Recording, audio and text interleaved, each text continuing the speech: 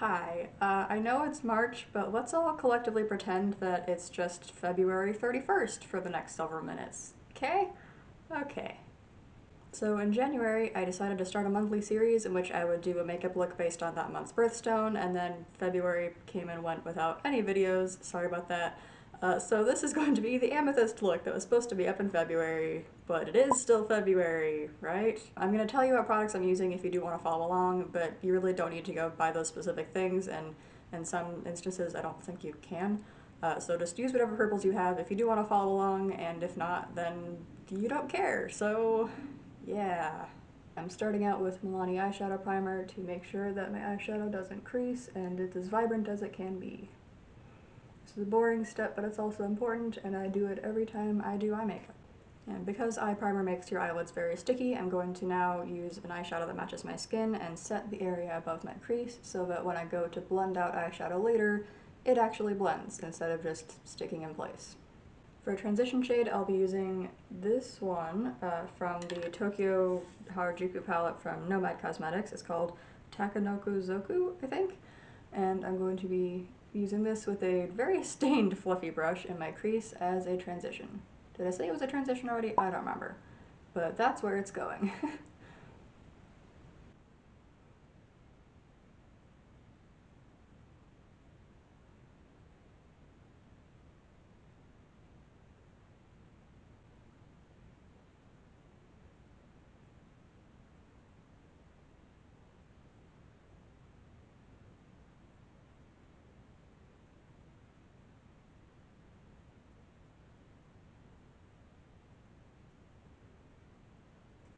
For the inner part of my lid, I'm going to use Fluff from this Lilac You A Lot palette from Colourpop.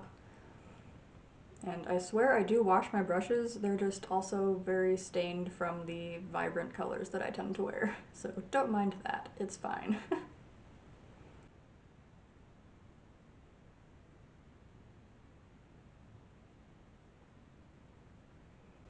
So fun story, I actually already recorded this video in February, and the lighting was just all kinds of weird and I don't know why, and I tried to fix it, but it just didn't work out, so I wasn't happy with it, which is why it is taking this long to make this video. Sorry about that. February also just had a lot of weird things happening, so it was a struggle to find the time to record. So the next shade I'm going to use is this one in the Glam Like Cake palette called Lavender. And this will be going along kind of the middle of my eyelid.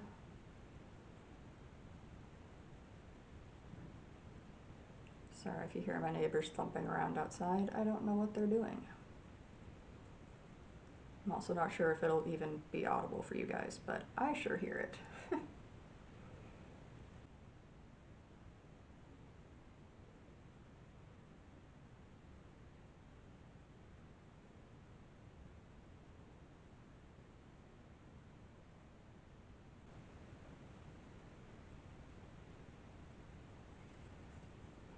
I'm gonna get a little bit fancy here and use a Pat McGrath eyeshadow, this one called Synthetica. I mean, her shadows are nice, but like I just can't picture myself ever being okay with paying that much money for an eyeshadow palette. I got this one. This is one of the mini ones that was already not that expensive, and it was also like half off when I bought it. So that's the only reason I own anything from Pat McGrath.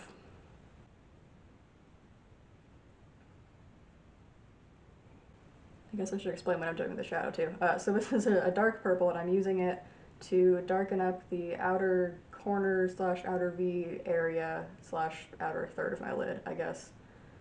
I'm still not great with explaining what I'm doing, I just know what shadow placements work well for my eyes and kind of do that. Apparently tutorials really don't do that well on YouTube anyway, so I guess it's not a huge deal when I'm bad at explaining myself.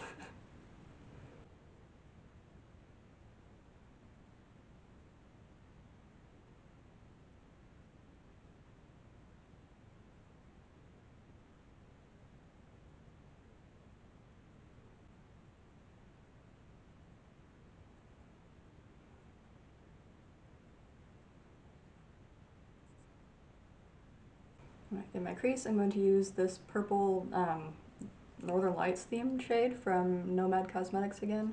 I think these are getting discontinued, but they're really nice, so I'll maybe have them linked in the description or something if you do want them.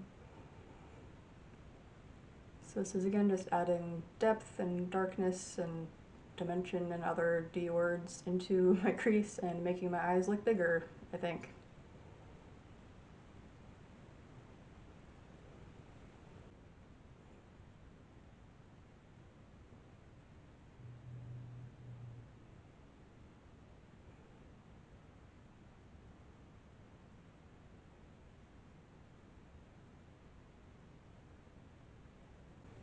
I think just for fun, I'll also put a bit of Serene Sable in here from the ColourPop Animal Crossing Able Sisters palette over here on like the inner half of my crease, if that makes sense. To make it fade from not quite as dark, you know? Because that purple that I just put in the crease before that was pretty intense. I guess this is still kind of intense, but oh well.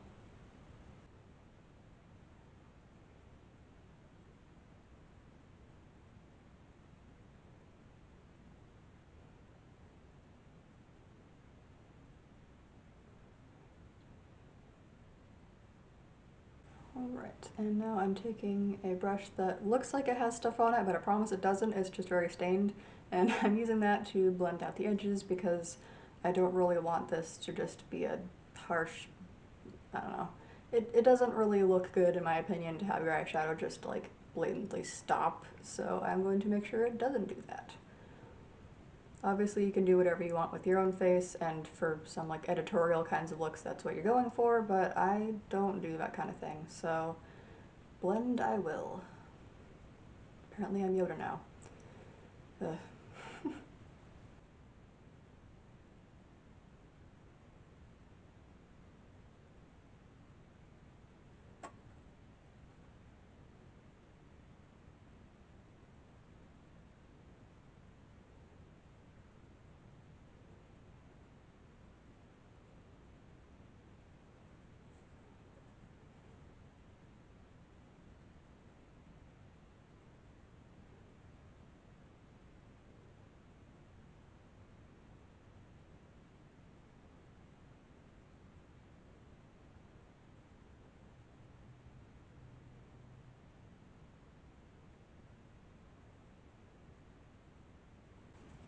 So the edges went a bit darker than I expected them to, so I'm going to go back with my transition shade a little bit and kind of soften that. Does that happen to anybody else where like you have a plan for your eyeshadow and it's not going to be that intense, and then you start doing it and you're like, oh wow, this is kind of dramatic? Because that happens to me a lot.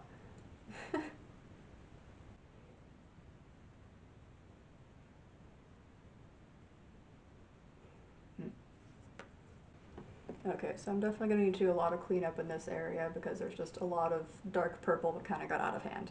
But I'll do that after I have my foundation on so that I can more easily blend that out onto the foundation. So I like how shimmery my eyelid is, but I also kind of want to add some more sparkle to it, so I'm going to use this shade from the Nomad Tokyo palette. It's Takashitadori, I think, or Takashitadori? I'm not sure. I looked up how to pronounce them, but I also don't know much about how Japanese works, so I might have still said that wrong. I tried. Anyway, I'm going to just tap this over the top because it's like purple and sparkly, but it's also kind of sheer, so it's not covering up the shades that I already used, but it's adding to them and making them more sparkly. To add some brightness to my inner corners, I'm going to use, I think, this shade here, Cloud, and just kind of tap that right onto the inner corner area.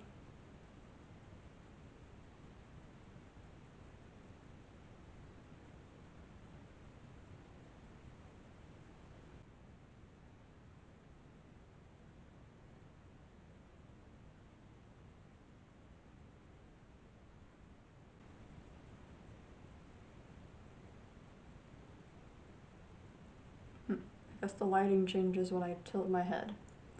That's interesting.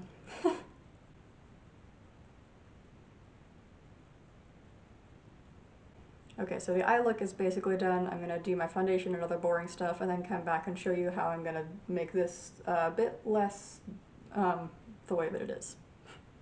Alright, so my foundation is on, which means I can blend this part out a little better now. I'm using a fluffy brush and that eyeshadow that matches my skin again, and I'm trying to just kind of make this part go away a little bit. It's harder to get rid of eyeshadow than it is to add more, so I should have been more cautious with this, but I wasn't. In my defense, it is hard to do a good job at, you know, tutorializing your eyeshadow, I guess. Is that even the way to say that? I don't know. But I'm better at doing my eyeshadow when I'm not also trying to make sure a camera can see what I'm doing and explaining what I'm doing, so that's my excuse. Anyway, I've softened this edge now and it looks a lot less strange, and I'll do a little bit on this side too.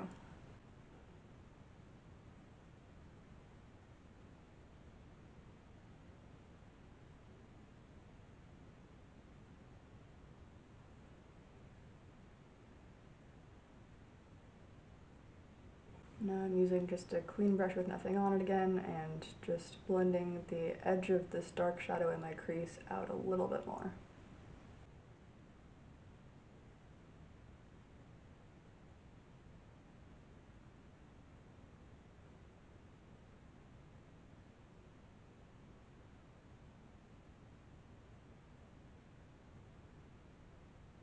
Now for my blush, I'm going to use the purpliest blush that I have because I am too chicken to use an eyeshadow, and that's this one from ColourPop. It's called Night Bloom, and I'm pretty sure it's discontinued because they just kind of do that. So now I will try to pile this on so that it shows up on camera.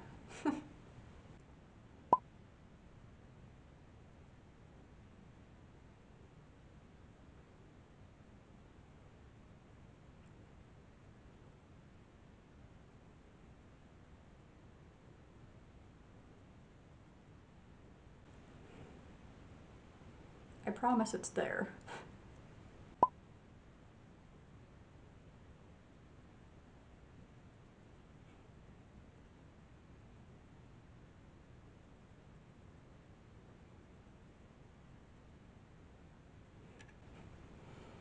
Okay, well, it still isn't that visible, but if I put on any more, then I'm gonna look like I got slapped in the thumbnail picture, so this is just where I'm gonna stop, I think. Okay, and now for my highlight, I'm going to use another ColourPop product. That is the Big Tough Girl Meg highlighter, because it's all purple and fun.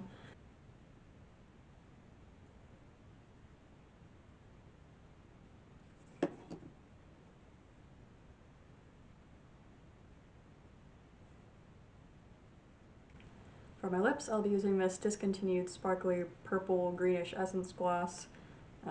I imagine that duochrome lip glosses aren't a thing that a lot of people wanted, so I can understand why it got discontinued, but it still makes me sad because it's really pretty.